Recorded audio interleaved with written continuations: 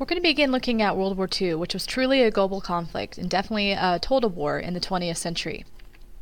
Looking at the big picture, the causes of World War II are very complex. In fact, it covers 3 chapters in your book, so there's a lot of issues that have to be considered both in Europe and in the Pacific.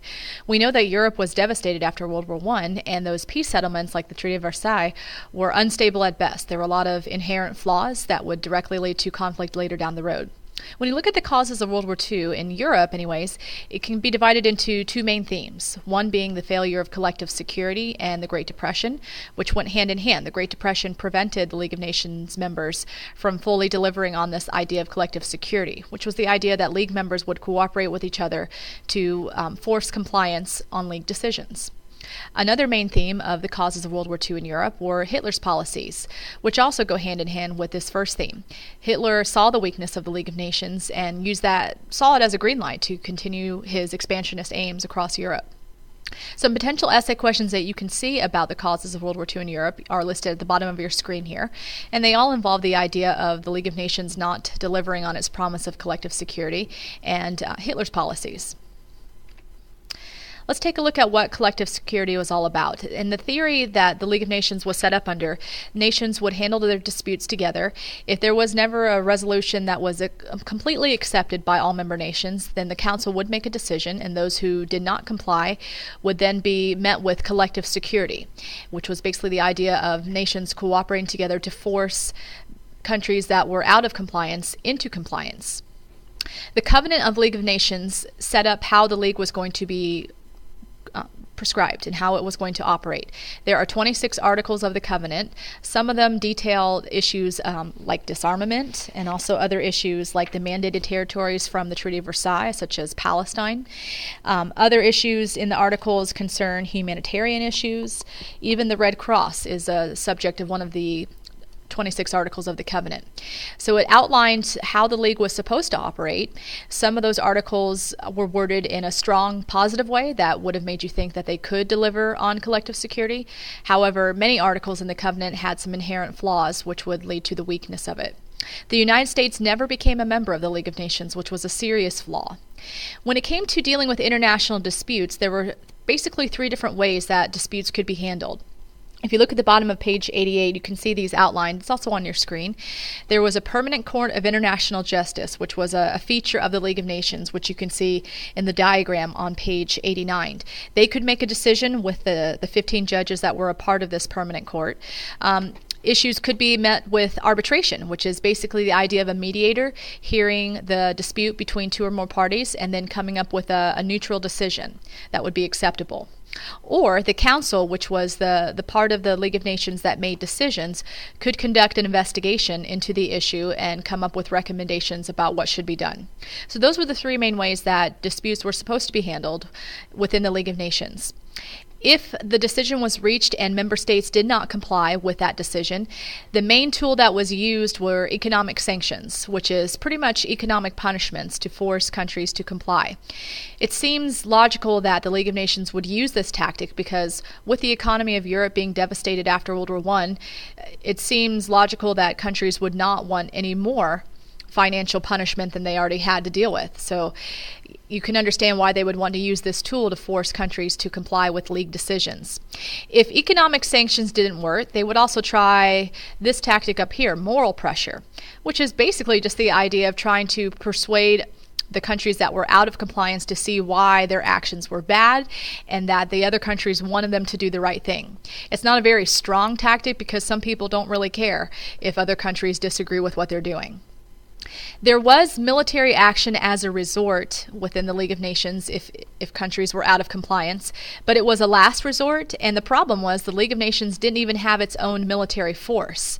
Today, the United Nations does have peacekeeping forces, but back during the League, they did not. So that relied on member countries committing their own forces under League control, and many member countries weren't really willing to give up their militaries for the League of Nations to decide how to use them.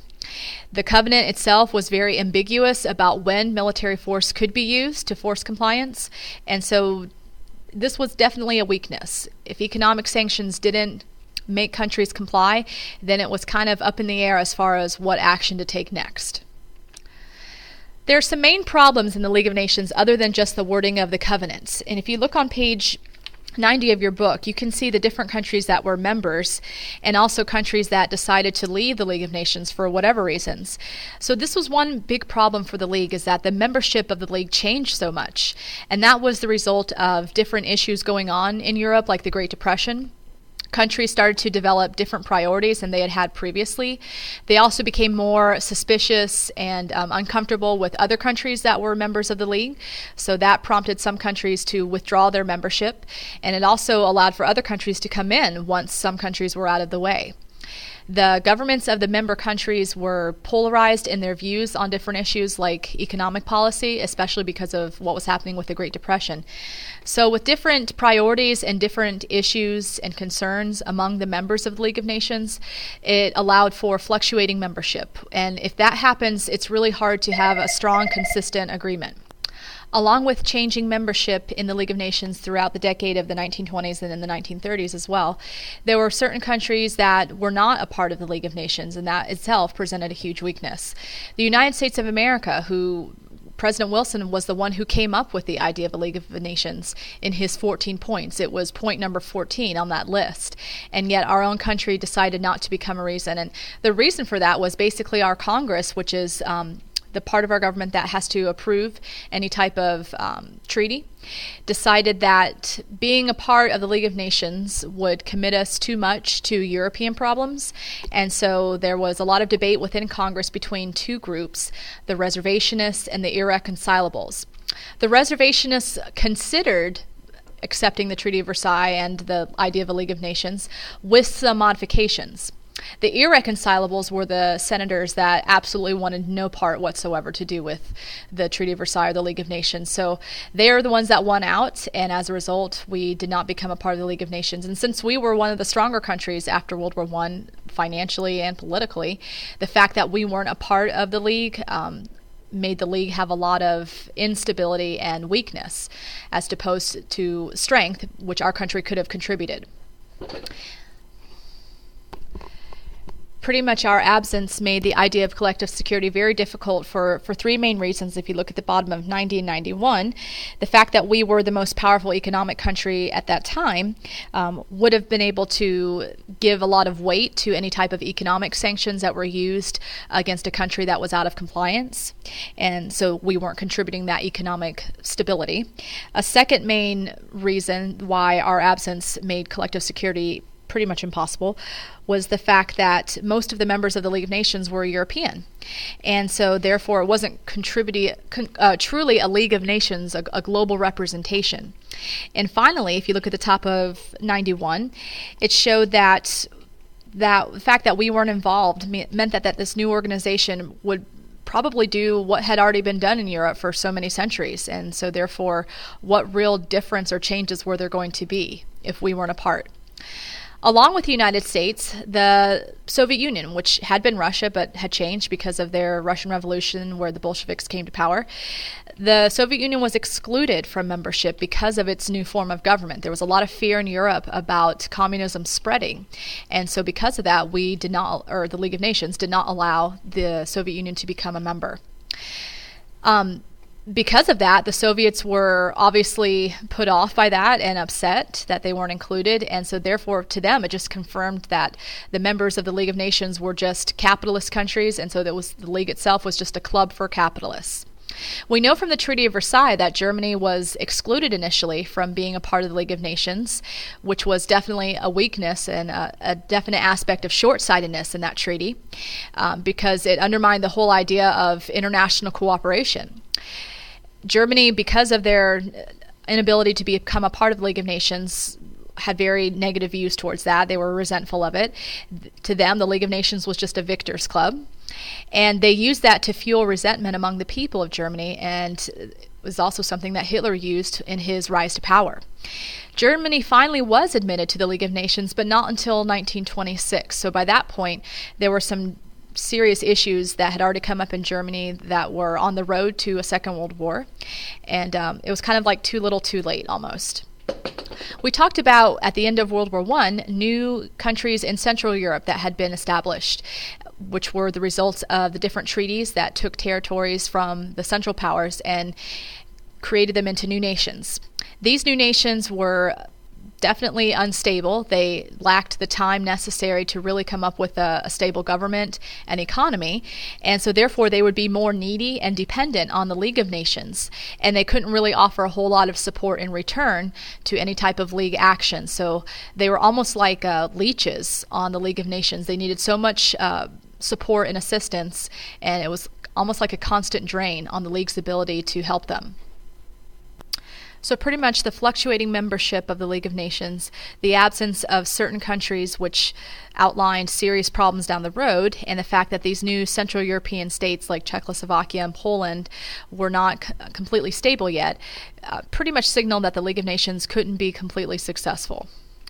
Finally, in the recording for today, let's look at some of the instances where the League actually was successful. If you look at the top of page 93, you can see some different situations that happened in the decade of the 1920s where the League was able to make decisions and countries did comply. And what I would encourage you to do is to pause the recording and to look at each specific one and find out what is it that the League did and how did countries go along with it. That shows that the League did have some success. In some of these instances, the League of Nations decided to award territories to certain countries, and the other countries agreed.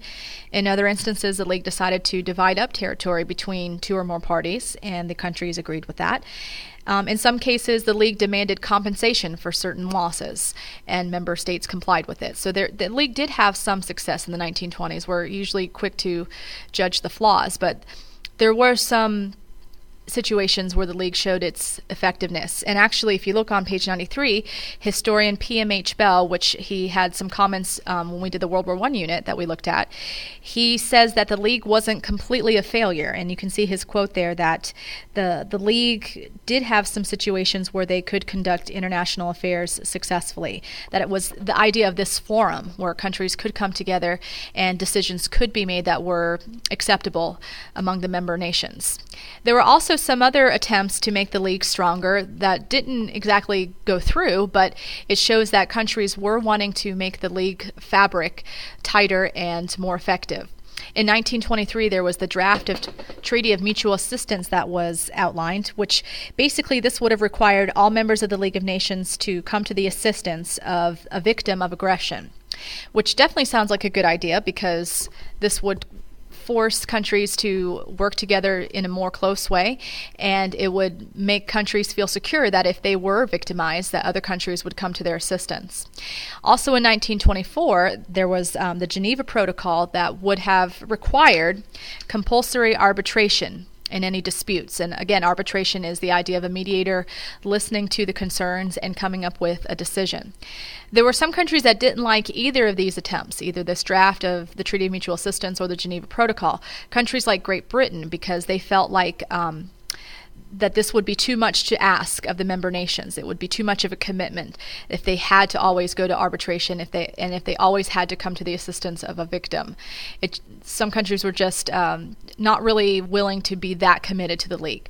So pretty much with these initiatives being rejected, it shows that there were some member states in the League of Nations that wanted the commitment level of the League of Nations to be stronger, and then others who wanted to kind of pick and choose which instances they wanted to give more support to in League decisions. So the idea of a divide right there came out much more clearly in the decade of the 1930s, where some countries took it upon themselves to act out in certain ways and take unilateral steps. And so pretty much the League of Nations could not completely hold itself together if some countries weren't on the same page as others. In the next recording, we'll look at some crises of the decades of 1920s and the 1930s. The first one being the Ruhr crisis of 1923, but also the Abyssinian crisis and the Maturin crisis. Each of these crises seriously tested the capabilities of the League of Nations, and in most of them, the League failed.